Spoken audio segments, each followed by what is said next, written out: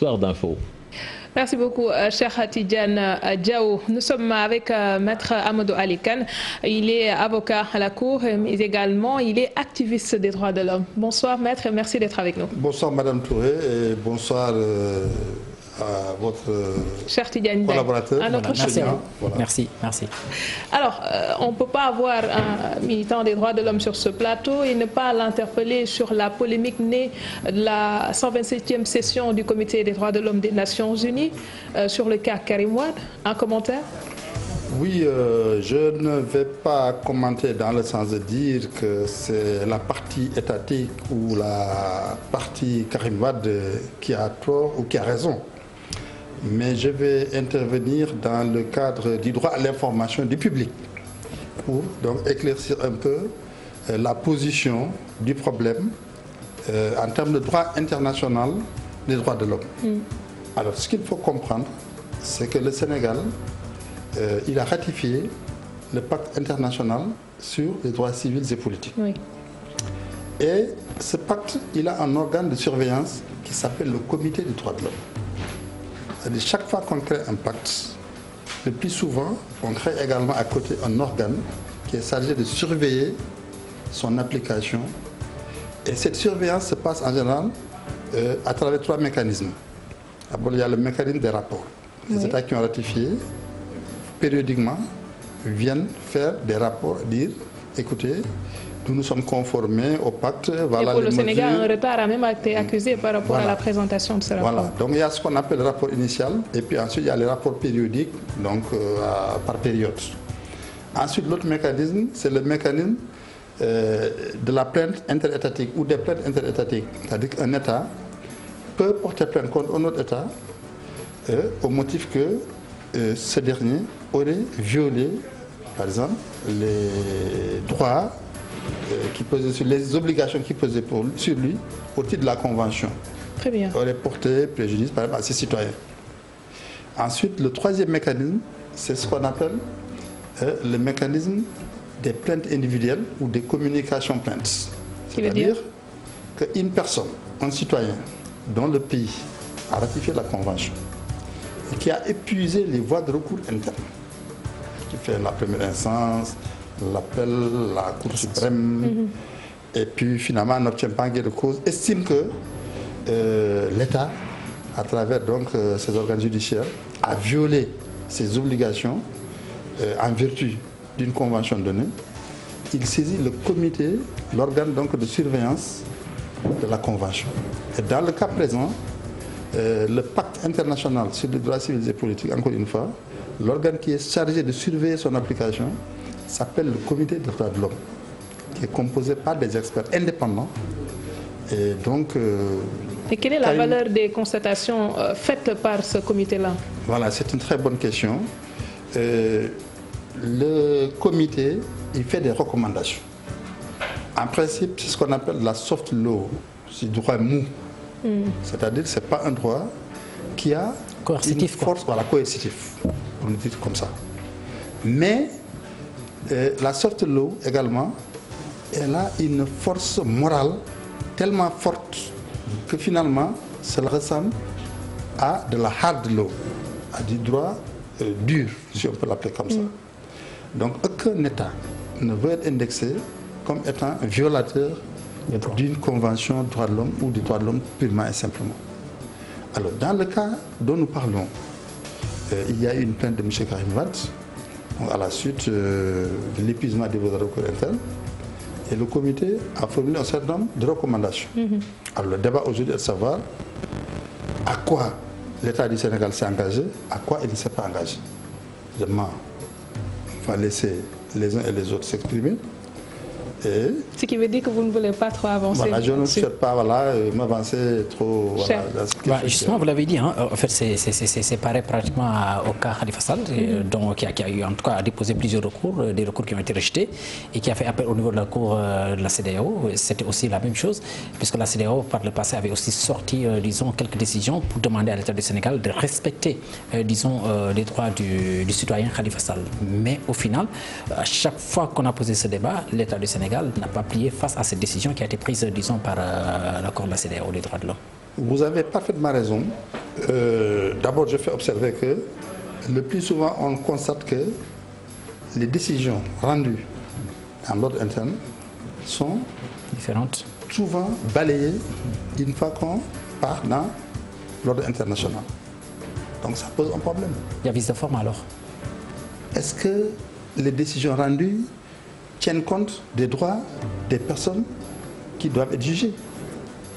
Vous avez parlé de Khalifa Sall. À l'époque, ce qui était en cause, c'était le respect du règlement 5 de l'IMO, le respect de divers autres droits, n'est-ce pas? Au Sénégal, on a considéré que, écoutez, tous les droits de Khalifa Sall avaient été respectés. Mais quand il est parti à la CEDEAO, les gens estimaient que, par exemple, on considérait que l'article 5 du règlement de l'IMO, qui prévoit l'assistance de l'avocat de l'interpellation, qu'il y avait une violation des droits de M. Khalifa Sall et de ses co-prévenus. Et l'État du Sénégal a été condamné. Par conséquent, toute décision qui a été prise donc, est nulle. C'est bien cela. Logiquement, c'est ça qui devrait être la conséquence. À partir du moment où on dit que l'enquête préliminaire est gravement viciée, comporte un vice substantiel. Donc, normalement, il devait y avoir une interdiction de puiser tout renseignement sur ce document, sur cette enquête qui est atteinte par un vice rédhibitoire, qui l'annule, qui le rend nul. Bon, les juges ont estimé que, écoutez, on va écarter l'enquête préliminaire, mais on va conserver alors les actes d'instruction, c'est-à-dire les décisions qui ont été prises par le juge d'instruction. Mais le problème, c'est que les décisions des juges d'instruction sont assises sur l'enquête préliminaire. Justement. Donc, le Sénégal n'est pas aujourd'hui lié par les traités et conventions signés au niveau international. Ah si. Ou le droit sénégalais est supérieur à tout cela? Non. C'est-à-dire que, en vertu de notre constitution, les conventions sont au-dessus. Les conventions sont au-dessus des lois internes. Normalement, une loi interne, contraire à une convention, ne devrait pas s'appliquer. C'est ce problème qui s'est posé devant la Chambre pénale de la Cour suprême. Vous savez que l'article 13 de la loi qui crée la Cour de répression de l'enrichissement illicite dit que les décisions de la commission d'instruction ne peuvent pas faire l'objet de recours.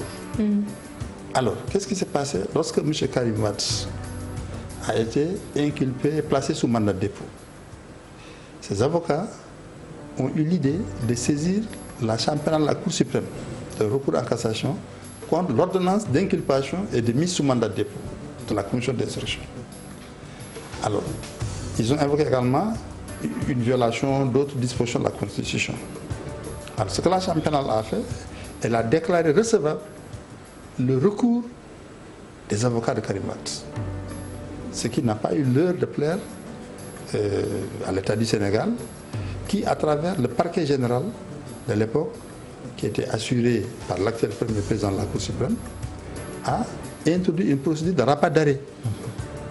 Donc, avant même que le Conseil constitutionnel ne statue sur le renvoi qui a été fait par rapport à la non-constitutionnalité de certaines dispositions de la loi sur la CREI, il y a eu ce rabat d'arrêt qui est intervenu, qui a dit que, écoutez, c'est à tort que la Chambre pénale a déclaré recevable le pourvoi formé par Karim Wade à l'époque. Et à ce niveau, forcément, il y a vice de forme. Et aujourd'hui, les décisions rendues sur le plan international, notamment au niveau des Nations Unies, au niveau du système des Nations Unies, donnent raison à la Chambre pénale.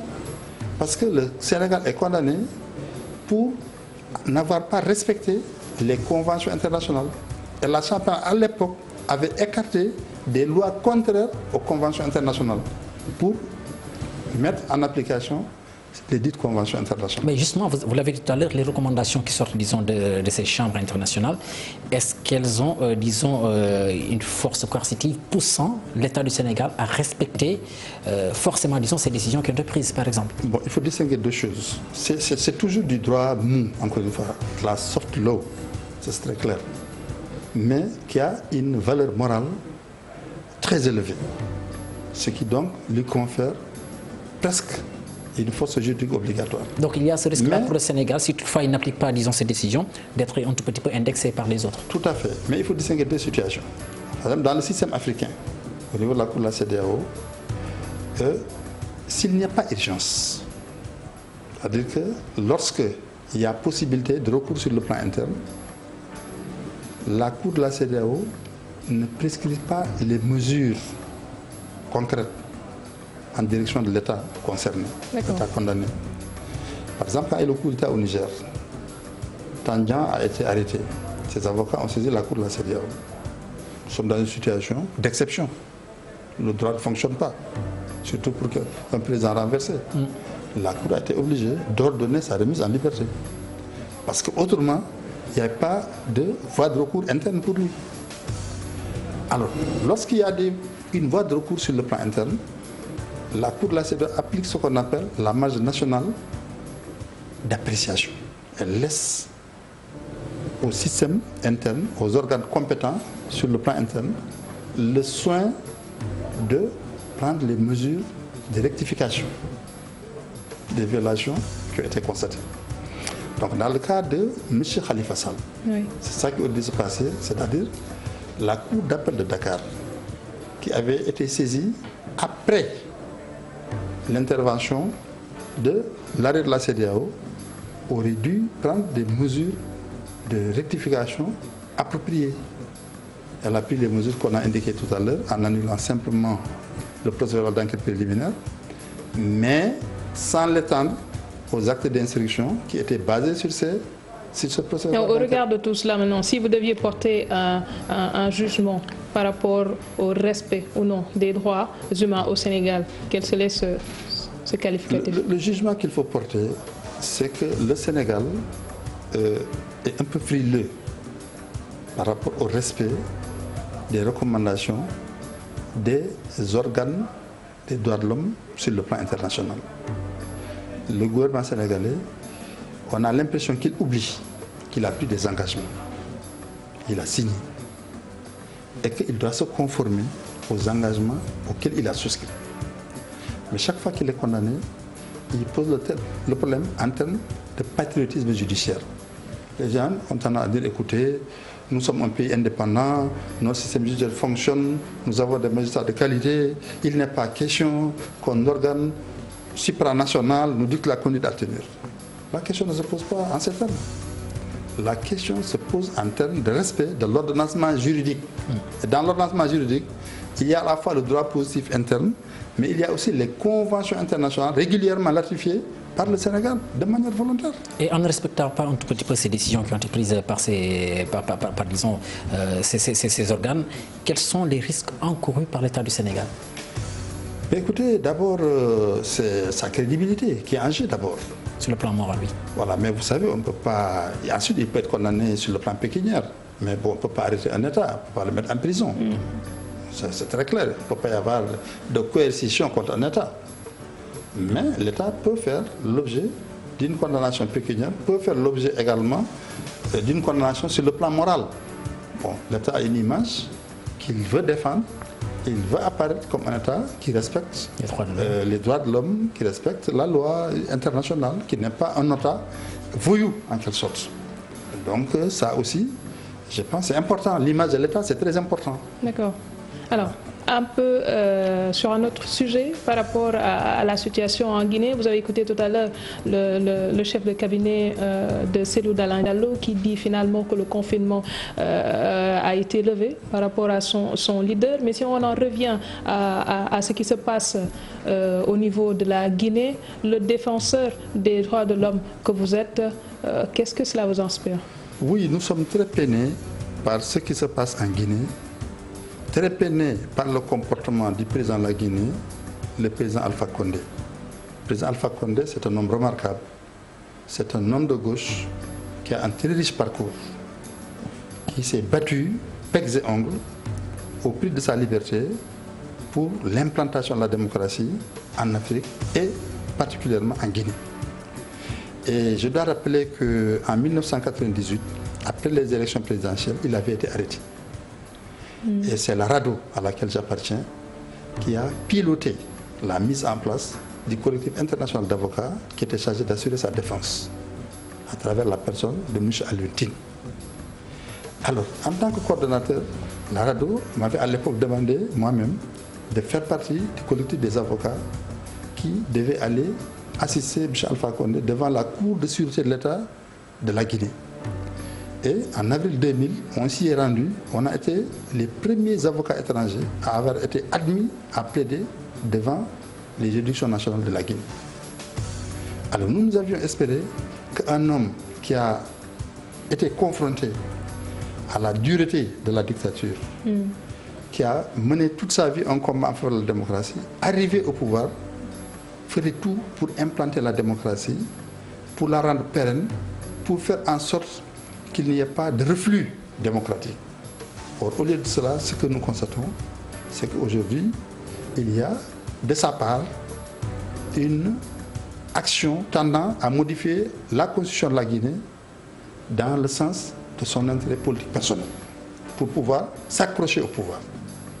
Et ça, vraiment, c'est parce que les démocrates africains, c'est parce que les hommes de gauche en Afrique et dans le monde attendaient de l'intellectuel professeur de droit qui enseignait à la Sorbonne, des militants de gauche qui a combattu la dictature militaire contre la Guinée, de l'exilé Alpha Condé.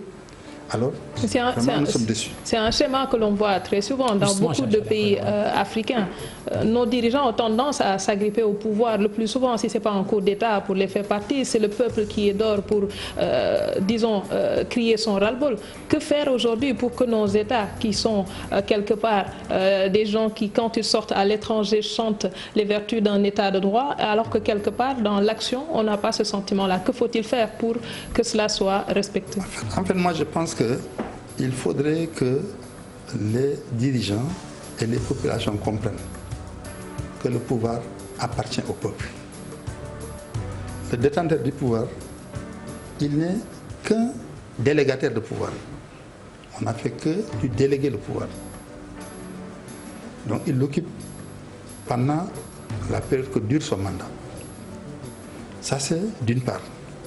Et il faut qu'on arrive à institutionnaliser le pouvoir, à faire en sorte que le pouvoir ne soit pas assimilé, réduit à la personne de celui qui l'exerce. Aujourd'hui, le pouvoir, ce n'est pas l'État, mais c'est le chef de l'État. Tous les pouvoirs aujourd'hui, un peu partout en Afrique, y compris ici chez nous au Sénégal, sont à la solde du chef de l'État. C'est ça la réalité. Il y a une vampirisation du pouvoir en Afrique par l'exécutif. L'exécutif domine tout. Et le chef de l'exécutif, évidemment, domine l'exécutif, domine aussi les autres pouvoirs. C'est ça la réalité en Afrique. Alors, il faut que les gens comprennent qu'il y a des institutions. Il y a un exécutif, il y a un pouvoir judiciaire, il y a un pouvoir législatif. Il faudrait que ces institutions soient fortes également. Il faut que ces pouvoirs, voilà, c'est ça. C'est-à-dire que les détenteurs de ces pouvoirs eux-mêmes, les personnes qui sont à la tête de ce pouvoir, bien qui composent ces pouvoirs eux-mêmes, se considèrent comme, justement, étant des obligés du chef du pouvoir exécutif. Parce qu'il y a ce rapport. Ici au Sénégal, on voit tout le temps des gens vous dire, écoutez, moi je ne suis pas le député du peuple, je suis le député du président. Parce que c'est lui qui m'a mis ici. Donc il faut qu'il y ait le retour à la méritocratie d'une certaine façon.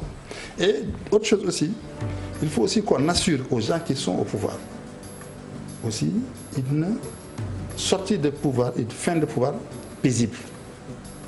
Moi je n'ai jamais vu aux États-Unis un président sortir, faire l'objet d'un audit, être convoqué à la DIC. Ce sont des démocraties achevées aussi. Voilà, c'est des démocraties achevées. Même en France, on a vu le cas de Sarkozy et tout, mais il n'est pas sous mandat de dépôt, il est en liberté. Chirac a été inculpé, mais il n'est jamais mis sous mandat de dépôt. L'ancien Premier ministre, comment il s'appelle encore là, Juppé, même chose. Beaucoup d'hommes politiques en France ont été inculpés, mais n'ont jamais été mis sous mandat de dépôt. Parce que comme un ministre aussi, c'est des risques que tu prends, c'est aussi des sacrifices que tu fais pour la nation. C'est aussi quelqu'un qui a une adresse. Justement. Mais ici, on a vu un garde des Sceaux être mis sous mandat de dépôt. Un ancien garde des Sceaux être mis sous mandat de dépôt. C'est le cas d'Amadou Sall, notre confrère, pour ne pas le nommer. Alors, quelqu'un qui commandait des parquets, et les mêmes parquets qu'il commandait révèlent le place sous mandat de dépôt, l'envoi en prison. Voilà. Oui, ça fait désordre un peu. Une dernière question. On va parler certainement du cas d'Al-Khali Cissé, donc le compatriote qui est décédé en Arabie Saoudite pour y avoir été condamné. Alors on sait que aussi, quelque part aussi, sa famille voudrait que son corps soit rapatrié au Sénégal, mais ce n'est toujours pas le cas. Vous, en tant que défenseur des droits de l'homme, quel est votre avis là-dessus? Oui, moi je considère que lorsque une personne décède, son passif est transmis à ses héritiers.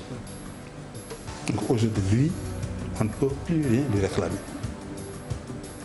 Il faut réclamer ce qu'il doit, à ceux qui acceptent d'assumer son héritage. Donc ça veut dire qu'on ne devrait pas lier la question du rapatriement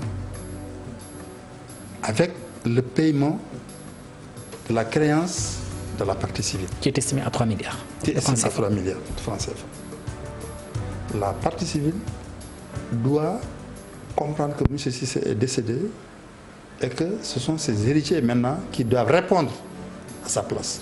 Une fois qu'ils auront accepté d'assumer la succession.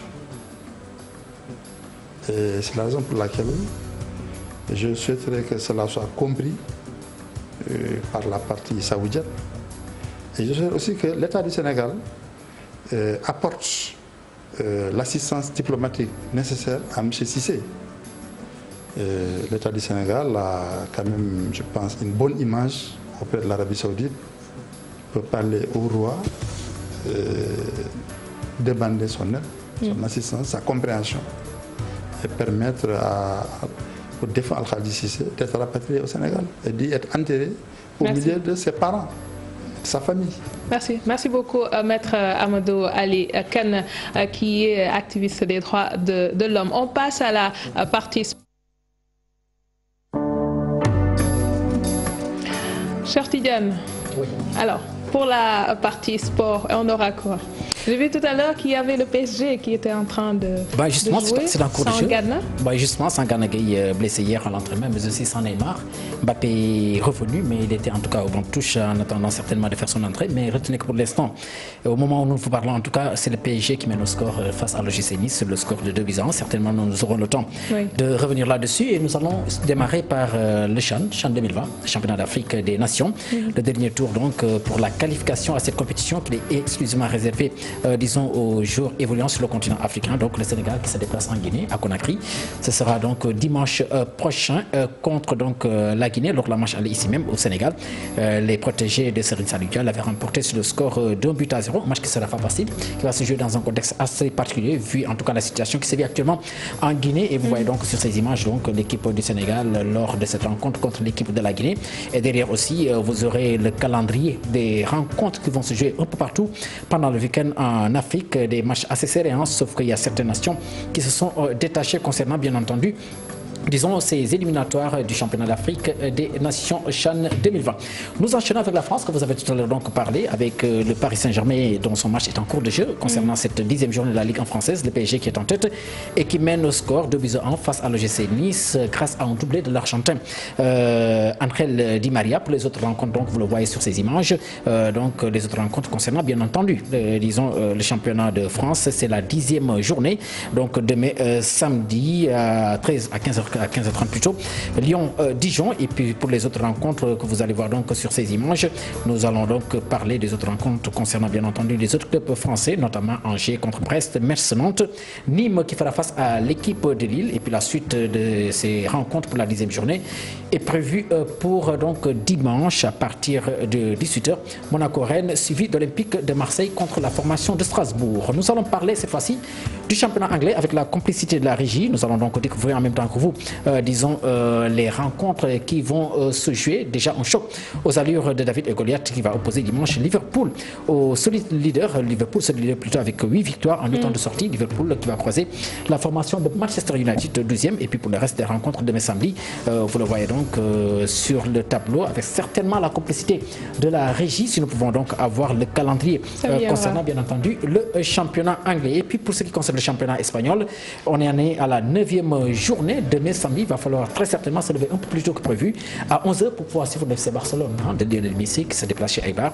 Et puis pour ce qui concerne l'équipe du Real Madrid, c'est prévu toujours ce samedi à partir de 19h. La fin des rencontres est prévue pour dimanche concernant cette 9e journée du championnat espagnol. On va en Italie avec la 8e journée à suivre particulièrement demain la sortie du leader, la Juventus de Turin, face à l'équipe de Bologne. Match prévu à partir de 18h45. Napoli de Kalidou Koulibaly qui va accueillir demain à 16h et AS Vérone. Lazio de Rome, Atalanta, 3e au classement, est prévu toujours demain samedi à partir de 13h. Et puis dimanche, d'autres rencontres à suivre, mais particulièrement celle devant opposer l'Inter de Milan, 2e au classement avec 1 point de retard à la formation de Sassuolo. On enchaîne avec le championnat allemand, la Bundesliga. 8e journée, c'est donc demain à partir de 13h30, donc la rencontre qui va opposer le Bayern Munich, 3e au classement, à Augsbourg. Ce sont les Bavarois donc qui vont se déplacer. Le choc est prévu cependant à 16h30 entre Dortmund, 8e au classement, et le surprenant leader, le Borussia Mönchengladbach.